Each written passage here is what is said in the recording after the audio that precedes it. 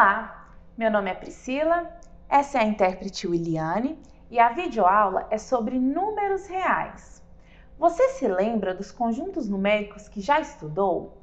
Sabe que cada conjunto numérico surgiu de acordo com a necessidade humana? Nós já estudamos o conjunto dos números naturais, que são os números 0, 1, 2, 3 e assim por diante.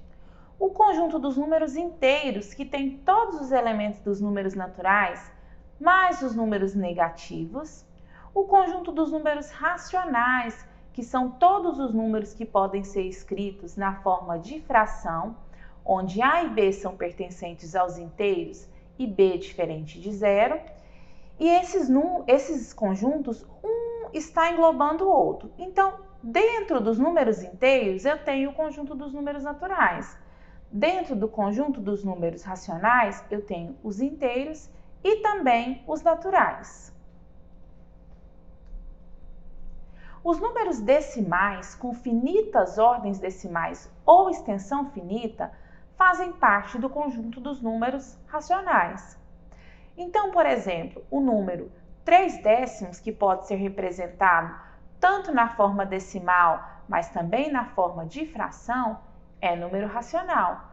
Da mesma forma, o número 25 centésimos, que é o mesmo que 1/4, e o número menos 75 centésimos, que também pode ser representado como menos 3/4. Também temos número decimal com infinitas ordens decimais, ou de extensão infinita periódica. São dízimas periódicas, simples ou compostas. São números que têm a parte decimal, a parte após a vírgula, números que se repetem infinitamente. Por exemplo, 1/3, quando eu passo para a forma decimal, fica uma dízima periódica. O número 4/11 também, na forma decimal, é uma dízima periódica. E assim por diante. Podemos encontrar a fração geratriz de uma dízima periódica, ou seja, a fração que quando eu efetuo a divisão gera aquela dízima. Por exemplo, Renato dividiu dois números inteiros positivos em sua calculadora e obteve como resultado a dízima periódica 0,444, infinitamente. Como descobrir quais os números ele dividiu? Primeiro, vamos chamar de x o número 0,444. Se eu multiplicar por 10, vou ficar com 10x igual a 4,444.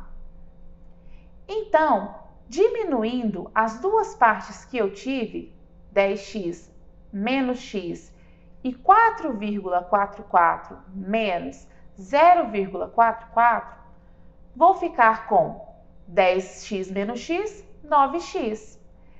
4,44 menos 0,44 igual a 4. Toda essa parte decimal ela foi diminuída, ficando apenas com a parte inteira. O 9 ele está multiplicando o x, então ele deve dividir. Ficamos com x igual a 4/9. Podemos observar, se efetuarmos a divisão 4 por 9, que o resultado será exatamente essa dízima periódica. Vamos pensar agora neste outro número. Aqui eu tenho uma parte inteira diferente de zero, diferente do outro exemplo. O que eu posso fazer? Dividir a parte inteira da parte decimal e efetuar da mesma forma que fizemos no outro.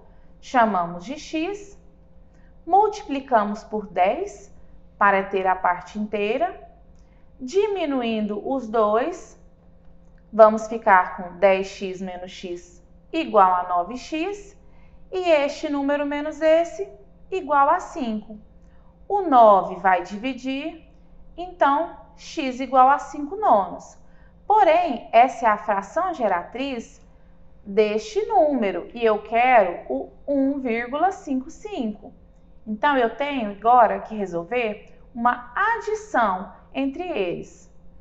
1 mais 5 nonos, que foi o valor que eu encontrei que gerou essa dízima periódica. O 1 é um inteiro, então posso trocar por 9 nonos. Lembrando que quando numerador e denominador são iguais, representam um inteiro. Vamos fazer uma adição com denominadores iguais. Basta adicionar os numeradores e repetir o denominador. Então, a fração seria 14 nonos. Se eu efetuar a divisão 14 por 9, eu vou chegar exatamente nesse resultado. Então, 14 nonos é a fração geratriz dessa dízima periódica. Quando a dízima tinha apenas um número repetindo no período, eu multipliquei por 10 para achar a fração geratriz. Neste caso, o período tem dois números repetindo, então eu vou multiplicar por 100. Vamos ficar com 100x igual a 32,32. Diminuindo, assim como havíamos feito anteriormente, 100x menos x igual a 99x. Quando eu efetuo essa subtração, eu diminuo toda essa parte decimal, ficando apenas com 32. O 99 vai dividir, então x igual a 32,99avos. Então, essa é a fração geratriz dessa dízima periódica. Agora vamos ver o que são os números irracionais.